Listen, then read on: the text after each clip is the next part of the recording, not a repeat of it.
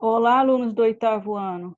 Vou gravar para vocês agora uma videoaula com o tema Ascensão da China no cenário internacional, que está no percurso 10 do nosso livro Expedições Geográficas. Primeiramente, a gente tem que vamos ver a localização da China. Está localizada na Ásia, continente asiático oriental. Ela é o país mais populoso do mundo. Estima-se que atualmente ela tem mais de 1,5 bilhão de habitantes, 1,5 bilhão de habitantes, e é o terceiro maior país do mundo em extensão territorial. Durante o século XX, a China passou por várias modificações políticas e econômicas.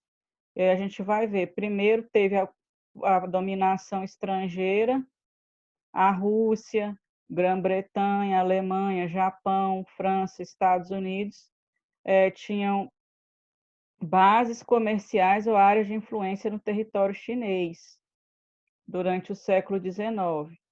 E também a gente teve a questão política da Revolução Socialista que ocorreu.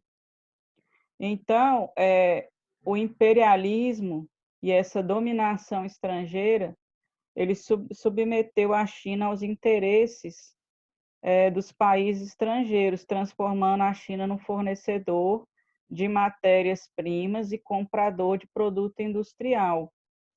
Qual é essa característica? Um país que ele é fornecedor de matéria-prima e comprador de produtos industriais, ele é um país ainda que não está desenvolvido. Então, para se opor a essa dominação estrangeira, surgiram grupos nacionalistas que deram início à luta de libertação. Então, em 1º de outubro de 1949, foi proclamada a República Popular da China, com a liderança de Mao Tse-tung, e ele implantou o socialismo. Então, a China se afastou da dominação desses países, que a gente já citou, dessa dominação estrangeira, e se ligou mais à União Soviética. Porque naquele período, 1949, a União Soviética era forte ainda, bem estabelecida, e ocorria nesse período a bipolarização, né? Tinha o capitalismo, que os Estados Unidos era o país, o principal representante, e o socialismo da União Soviética. Só que aconteceu também nesse período que esse líder da Frente Nacionalista que disputava o poder, Chiang Kai-shek, ele fugiu para o arquipélago de Taiwan e aí ele fundou a República da China. E lá em Taiwan, que ele chamou de República da China, o sistema que ele colocou, que ele implantou foi o capitalismo. Então, até hoje tem o problema de Taiwan não ser reconhecida como Estado pela ONU, né? E ela ficou separada do resto da China. Aí, durante o governo do Mao Tse-tung, eles implantaram reformas econômicas e sociais, né? Que foram bem-sucedidas. E após a morte desse líder, Mao Tse-tung, o Partido Comunista Chinês ele assumiu o poder e implantou reformas na sociedade que tornaram a China uma potência econômica. Quais foram as principais reformas? Desenvolvimento industrial, desenvolvimento e modernização da agricultura, investimentos em ciência, tecnologia, educação, investimento nas forças armadas, foram criadas as zonas econômicas especiais, que são zonas econômicas especiais, elas recebem investimento de outros países, atraindo empresas estrangeiras. Então, para atrair essas empresas estrangeiras, o governo chinês reduziu os impostos e criou uma infraestrutura de portos, aeroportos, uma estrutura rodoviária, ferroviária, abastecimento de água, esgoto, rede de comunicação, para facilitar a exportação e importação de mercadoria. O sistema econômico que existe hoje na China é chamado pelo Partido Comunista Chinês de economia socialista de mercado. Então, lá não é capitalismo e também não é o socialismo como existiu na União Soviética. É um sistema diferente que eles desenvolveram e deram esse nome, economia socialista de mercado. Tem as empresas estatais, que são empresas estatais, empresas que o Estado administra, né, que pertencem ao Estado. E a associação com capital estrangeiro. E lá ocorre o que? A chamada centralização política, que o poder político ele é exercido exclusivamente pelo Partido Comunista Chinês. Lá eles vivem o monopartidarismo, um só partido político. Então, quando acontece isso, que só tem um partido político, se torna o quê? Um governo autoritário, né? Muitas vezes é um governo que pode ser até considerado uma ditadura. Então, a abertura da economia chinesa para o exterior, ela não foi acompanhada por uma abertura política. Então, lá não tem liberdade de expressão, tudo que sai, a imprensa, tudo que sai na imprensa, nos jornais, nas revistas, nas redes de televisão, ela passa por uma censura do governo. Até a internet tem controle governamental, né? As pessoas são vigiadas pelo que elas estão publicando na internet, não tem liberdade de expressão. As pessoas sofrem um controle, né, do governo, a mídia também, os jornais, a televisão. Então, até de 1990 até 2000, aconteceu um grande crescimento do PIB da China, que é o Produto Interno Bruto. Hoje, a China tem o segundo maior Produto Interno Bruto do mundo. Em primeiro lugar é os Estados Unidos, em segundo lugar a China. Por que cresceu assim, né, a economia chinesa? Por causa dos investimentos em pesquisa científica, em desenvolvimento tecnológico, investimento em educação, também porque lá eles têm muitos recursos naturais no território.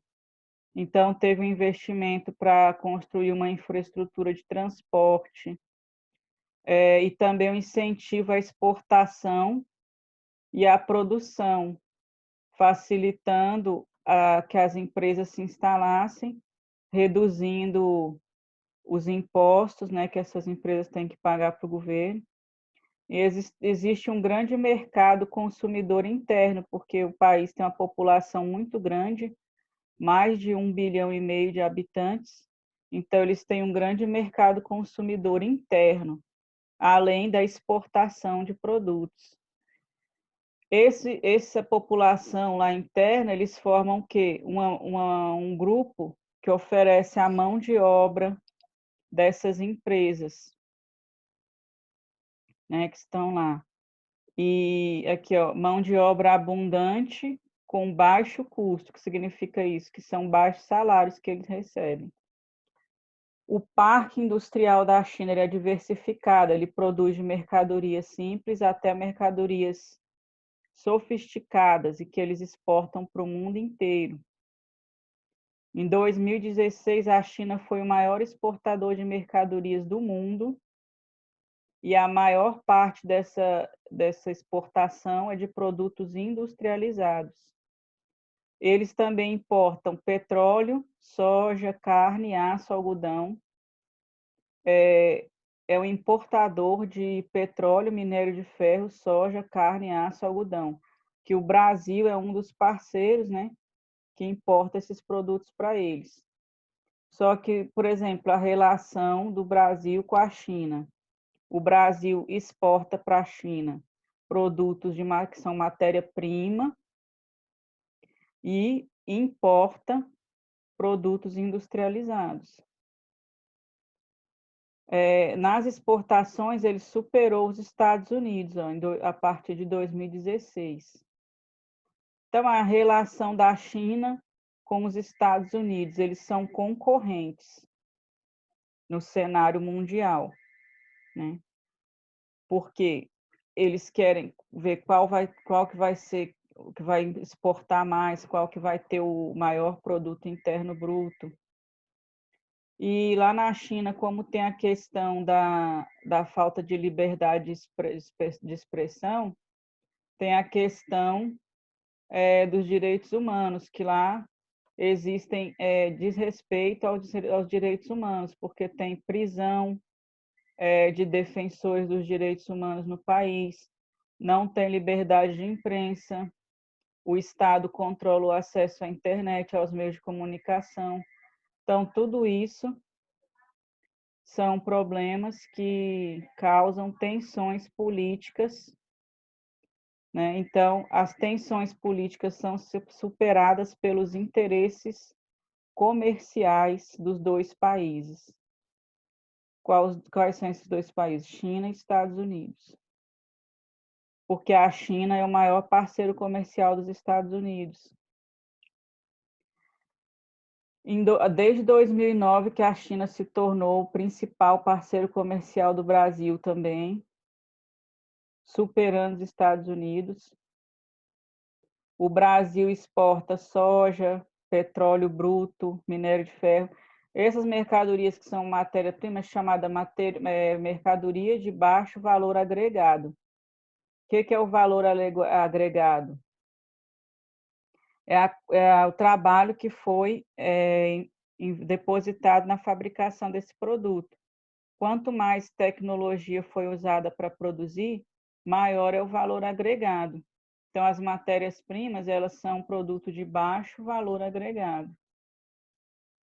Os produtos chineses que o Brasil importa, a maioria são os produtos industrializados. Aqui no Brasil também a gente tem a presença de muitos imigrantes chineses, a cultura chinesa, né? A gastronomia, comida chinesa, a medicina tradicional chinesa, a acupuntura, a arte marcial, Tai Chi Chuan. Então, tem uma influência cultural, né? Em São Paulo, tem o bairro da Liberdade, que é um bairro onde moram muitos imigrantes chineses.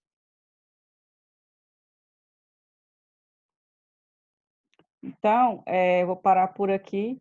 Então, a gente percebeu, né, que a China, ela ascendeu no cenário mundial. O que significa isso? Ela se tornou importante, né? Foi tomando cada vez mais espaço e hoje ela é o principal rival dos Estados Unidos na geopolítica mundial.